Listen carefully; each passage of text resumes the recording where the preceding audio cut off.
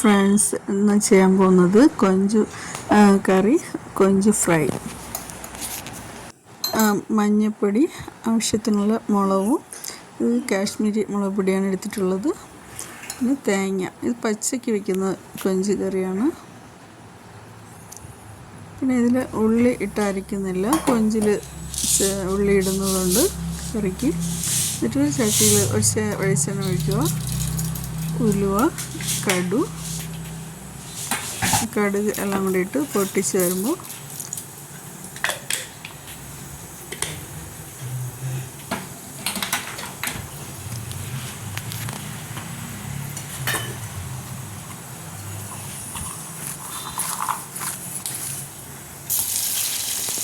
ഇഞ്ചി വെളുത്തുള്ളി ചതച്ചതും കൂടി ഇട്ട് കൊടുക്കുക.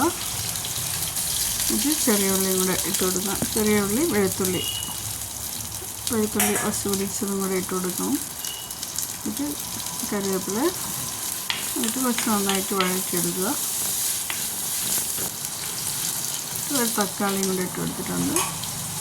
അധികം പഴുത്ത തക്കാളിയാണ് ഇടേണ്ടത്.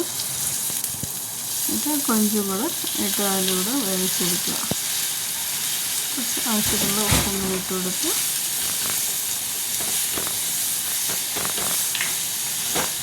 കുറച്ച് സമയം അടച്ച് വെച്ച് വേവിക്കാം.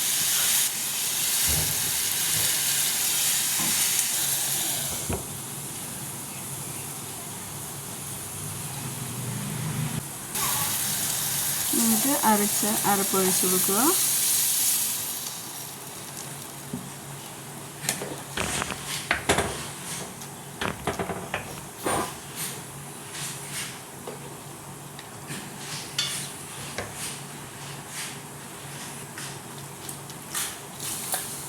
കുറച്ചുകൂടെ വെള്ളം ഒഴിച്ച് കൊടുത്തിട്ട് ആവശ്യത്തിനുള്ള പുളി ഒഴിക്കാം.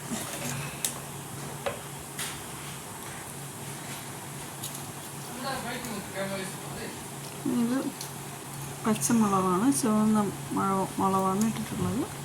പുളി അധികം വേണ്ട, കൊഞ്ചിനൊക്കെ കുറച്ചേ ഒഴിക്കുള്ളൂ. നിങ്ങൾ പുളി, എരി, ഉപ്പ് ഇതൊക്കെ നിങ്ങൾ ആവശ്യമനുസരിച്ച് ഒഴിക്കുക.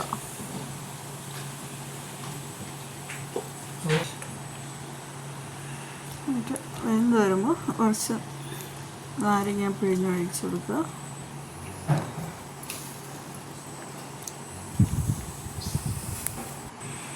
എന്നിട്ട് ഇത് കൊഞ്ച് ഫ്രൈ, ഈ ചില്ലി പേസ്റ്റാണ്, വീട്ടിൽ തന്നെ ചെയ്തിട്ടുള്ളതാണ്. ഇത് വറ്റൽമുളക് ഇടില്ല, അതുകൊണ്ട് കുരുമുളകും ചില്ലി പേസ്റ്റ്, വെള്ള കുരുമുളകാണ് ഇട്ടിട്ടുള്ളത്. പിന്നെ ഇഞ്ചി, വെളുത്തുള്ളി, തൈര് ഒഴിച്ച് കൊടുക്കുക. ആവശ്യത്തിനുള്ള ഉപ്പെല്ലാം കൂടി ഇട്ട് നന്നായിട്ട് മിക്സ് ചെയ്തിട്ട് കൊഞ്ചും കൂടെ ഇട്ട് കുറച്ച് സമയം റെസ്റ്റ് ചെയ്യാൻ വയ്ക്കാം. ഇപ്പോൾ ചിക്കനൊക്കെ മാഗ്നേറ്റ് ചെയ്യുമ്പോഴാണ്, ചിക്കൻ ഇങ്ങനെ റെസ്റ്റ് ചെയ്യാൻ കുറേ സമയമൊക്കെ ഫ്രിഡ്ജിൽ വയ്ക്കുമ്പോൾ പെട്ടെന്ന് നല്ല സോഫ്റ്റായിട്ട് വെന്ത് കിട്ടില്ല. അതുപോലെയാണ് കൊഞ്ചിൽ, മീനിൽ ഇതിനൊക്കെ ചെയ്യുമ്പോൾ കുറച്ച് നന്നായി ടേസ്റ്റ് ഉണ്ടാകും. മീൻ ചെയ്യുമ്പോൾ എന്നിട്ട് കുറച്ച് ലെമൺ ഒഴിക്കാം. ഇതിപ്പോൾ മുളക് പൊടി ഒന്നും ഇട്ടിട്ടില്ല. എന്നിട്ട് പിന്നെ കുറച്ച് കുരുമുളക് പൊടി ഇടുക. ആവശ്യത്തിനുള്ള കോൺഫ്ലവർ 2 സ്പൂൺ ഇട്ടിട്ടുണ്ട്. പിന്നെ 1 സ്പൂൺ അരിപ്പൊടിയും കൂടെ ഇട്ട് നന്നായിട്ട് മിക്സ് ചെയ്യുക. കുറച്ച് ആവശ്യത്തിനുള്ള ഉപ്പും കൂടെ ഇടുക. നന്നായിട്ട് മിക്സ് ചെയ്തിട്ട്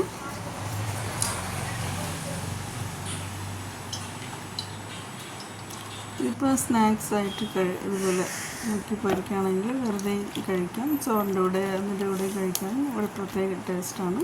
എന്നിട്ട് മാവിലിങ്ങനെ മുക്കിയിട്ട്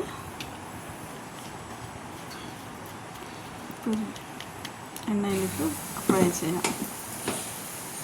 ഇത് ഉടനെ മിക്സ് ചെയ്യൽ, ഒരു സൈഡ് നന്നായിട്ട് വെന്ത് പിന്നെയാണ് തിരിച്ചിടേണ്ടത്, അല്ലെങ്കിൽ മാവ് മുക്കുന്നതൊക്കെ കലങ്ങി പോവും. ഇങ്ങനെ ഇടുമ്പോൾ കുറച്ച് സമയം കളർ മാറി വരും.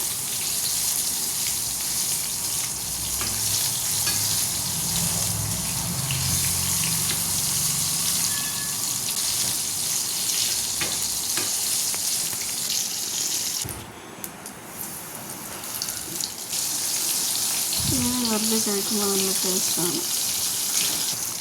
ഇഷ്ടപ്പെടുന്നവരോട് ട്രൈ ചെയ്യുക.